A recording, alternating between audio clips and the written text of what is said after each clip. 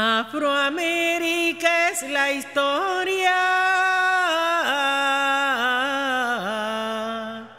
de unos hombres de color,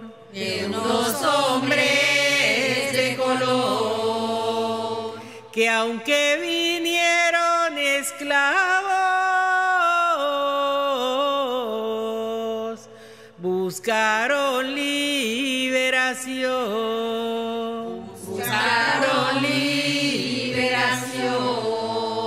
Negros de la África negra, esclavos sin libertad. Ya los 100 años de presencia misionera en el Chocó, para nosotros es de mucho gusto celebrarlo, pero con humildad, con sencillez, como lo hizo San Antonio María Claret, y eso lo vamos a hacer con el pueblo, con los negros, con los chilapos, con los indígenas, acompañándolos en sus procesos, en sus luchas de resistencia y también en la lucha por la vida del territorio. Las distintas expediciones de misioneros claretianos provenientes de España llegan a Quibdó a partir de febrero de 1909. El objeto, regir la recién creada Prefectura Apostólica del Chocó, bajo la dirección del prefecto apostólico Juan Gil. Le sucederán los padres Francisco Gutiérrez y Francisco Sanz y Pascual. El Chocó es un departamento ubicado en el noroccidente de Colombia, entre los mares Pacífico y Caribe. Es una tierra tropical, húmeda, inhóspita e indómita, propicia a todo tipo de enfermedad. Las fiebres palúdicas y el beriberi, el sol tropical, la lluvia sempiterna y los interminables viajes en canoas a Canalete no impidieron a los misioneros su entrega y pasión a los nuevos retos y a los nuevos pueblos. Muchos claretianos, cuando llegaron al inicio de España, muchos dejaron aquí su vida, ¿no?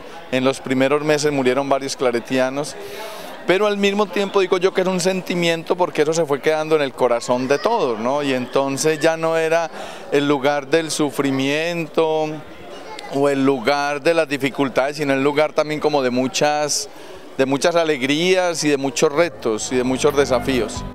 Al Chocó llegaron misioneros que se enamoraron de sus gentes y de sus culturas.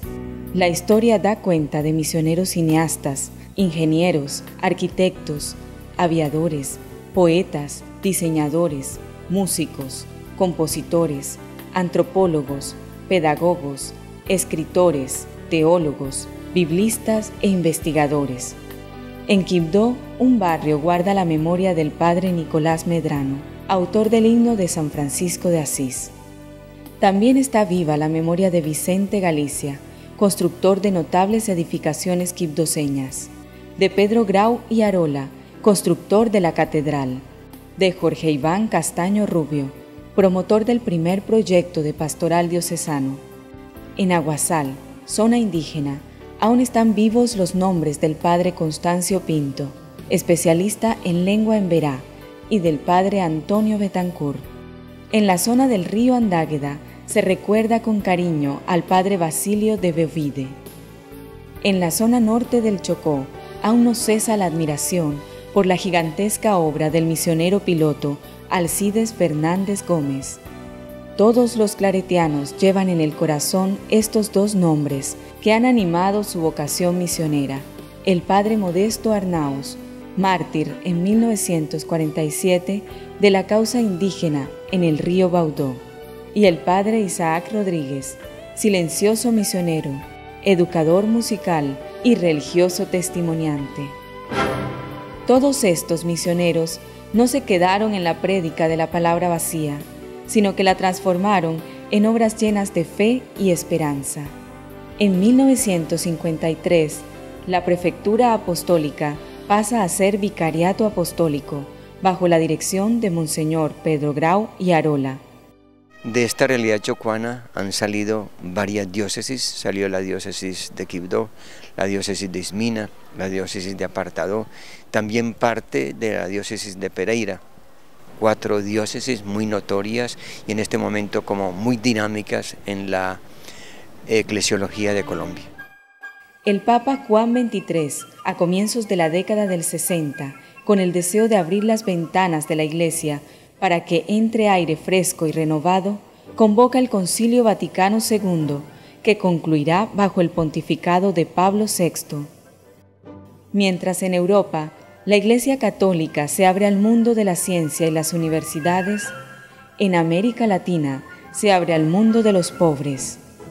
Las voces de una Iglesia liberadora también se expresan en la Conferencia de Medellín, realizada en 1968, que dice con espíritu profético: el episcopado latinoamericano no puede quedar indiferente ante las tremendas injusticias sociales existentes en América Latina, que mantienen a la mayoría de nuestros pueblos en una dolorosa pobreza, cercana en muchísimos casos a la inhumana miseria. Esa miseria como hecho colectivo es una injusticia que clama al cielo. Los vientos de un nuevo Pentecostés permiten el caminar de nuevos hombres y mujeres, quienes en torno a grupos y movimientos pregonan con su vida y en el nombre de Jesús de Nazaret la opción por los pobres y por su liberación. Los claretianos elaboran un nuevo camino, releyendo la Biblia desde una hermenéutica liberadora, que conlleva a construir un modelo de sociedad nueva, pues la América Latina de los pobres había optado por la teología de la liberación. En el año 71, tan pronto me tocó a mí ser superior provincial de los claretianos de Occidente, y en ese entonces estaba el CELAM ubicado en Medellín.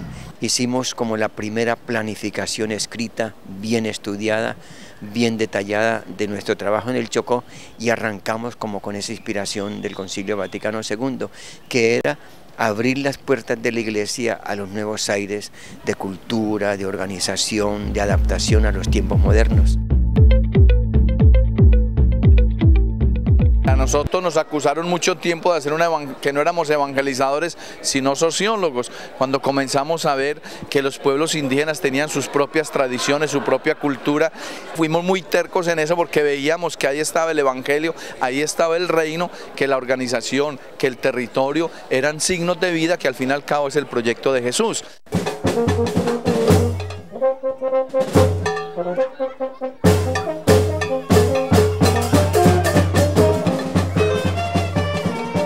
En el año de 1972, los claretianos religiosos se refuerzan con la sangre joven de los seglares claretianos, entre los que sigue sobresaliendo un grupo de hombres y mujeres afrochocuanos. El seglar claretiano es un movimiento de hombres y mujeres que estamos ya pues prácticamente en todos los continentes. Estamos haciendo un trabajo de evangelización desde la propia realidad de cada uno. Los claretianos han trabajado mucho en la incorporación de laicos al trabajo evangelizador. Creo que han sido pioneros, por lo menos en el Chocó, de una forma decidida desde el principio. Jesús optó por el laicado, Jesús optó por las mujeres.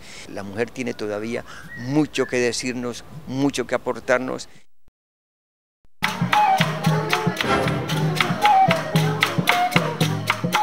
El encargo del gobierno colombiano de reducir la cultura indígena y la negra a la cultura dominante no fue obedecido. Por el contrario, los claretianos crean un nuevo modelo de atención a las comunidades indígenas, incubado desde el Centro de Pastoral Indigenista, más en consonancia con lo que propone la antropología moderna y el Concilio Vaticano II. En consecuencia, nace la Orevua, una organización de estudiantes indígenas que se convirtió en la Asociación de Cabildos en Vera, Bounán y Tule del Chocó. Nosotros no vamos a llegar a un poder grande como a la presidencia, pero en el poder del territorio sí estamos ahí resistiendo. Se muere un indio, se multiplica otros 2 o 3 más, se viene. Así estamos en este momento. El Concilio Vaticano II marca un hito en esa relación entre claretianos e indígenas. Se empieza a apostarle fuertemente al trabajo organizativo, al trabajo de recuperación cultural y un verdadero diálogo religioso, ya no como imposición. Y ahí hemos descubierto cómo ellos también nos han venido evangelizando. Fueron los claretianos que nos ayudaron a impulsar a una juventud que quería organizarse.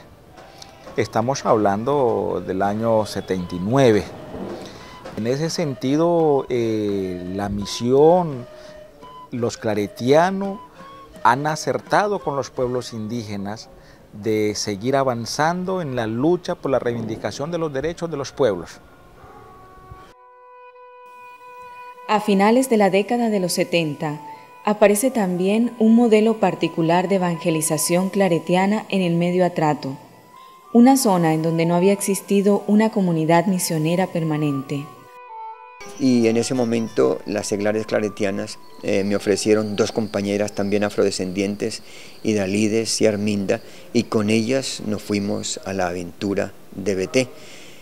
Lo esencial nuestro era como comprometernos de tal manera con las comunidades que saliera, aflorara el rostro muchas veces oculto de la iglesia del pueblo, el rostro indígena, el rostro afrodescendiente, que aflorara, que fuera ese rostro el que hablara, que fuera ese rostro el que se comprometiera. Por eso mezclamos mucho lo que era la organización cristiana de comunidades eclesiales de base con la organización campesina, la organización social, que en ese momento se llamó la ASIA. Creo que las comunidades eclesiales de base no hay que olvidarlas. Ahí fue donde nace este proceso, reflexionando en torno a la Biblia, en torno a las desigualdades, en torno a los derechos no reconocidos. Eso fue muy importante y sigue siendo importante para la Cocomasia. Evangelizar a un pueblo con hambre, evangelizar a un pueblo marginado, a un pueblo cuya historia estaba tan negativamente cargada, no era fácil, ni es nunca fácil, si no se atiende a sus verdaderas necesidades, a esas que lo oprimen y a esas que lo hacen llorar en silencio tantas noches. Entonces, por eso mismo, como que la evangelización que se implantó en Beté, que era una evangelización muy conciliar, muy del Concilio Vaticano II, tocaba lo social y tocaba lo espiritual. Ay, que viva la Asia en el mundo entero, que vivan los misioneros, ay, que viva la Asia en el mundo entero, que vivan los misioneros, ay, que viva la Asia, vivan hermanos, misioneros claretianos, ay, que viva la Asia, vivan hermanos, misioneros claretianos, ay, que viva, ay, que viva, ay, que viva. A partir de 1983, el Vicariato Apostólico de Quibdó es regido por Monseñor Jorge Iván Castaño Rubio. En asambleas diocesanas se aprueban las opciones pastorales, guías del trabajo misionero claretiano y diocesano de Quibdó. Se hace una opción preferencial por la vida, por los pobres y oprimidos, por las organizaciones de base, por la defensa del territorio, por una iglesia liberadora e inculturada, entre otras.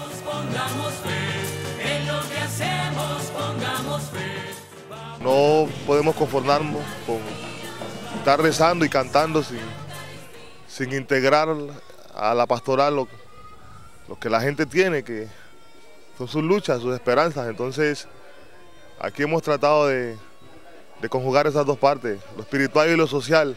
Y todo comenzó en la necesidad de formular un plan o acción de pastoral. Yo venía del CELAN, del Consejo Episcopal Latinoamericano, y ahí se hablaba de que la acción pastoral es tan importante y sagrada que no se podía improvisar. En 1991, el Vicariato Apostólico de Quibdó pasa a ser diócesis. El primer obispo diocesano es el claretiano Monseñor Jorge Iván Castaño Rubio. A final de la década de los 80 y comienzos de los 90, los claretianos, en unión con los misioneros del Verbo Divino, las misioneras agustinas, las seglares claretianas, la diócesis de Quibdó y las organizaciones étnicas, realizan un trabajo fuerte por el reconocimiento de los derechos étnicos y la titulación colectiva del territorio indígena y afrodescendiente. Trabajo que fue consignado en un amplio articulado de la nueva Constitución Política colombiana. Sin embargo, pocos años después de los logros jurídicos, el escalonamiento del conflicto armado llenó de roja sangre los ríos y los mares del Chocó.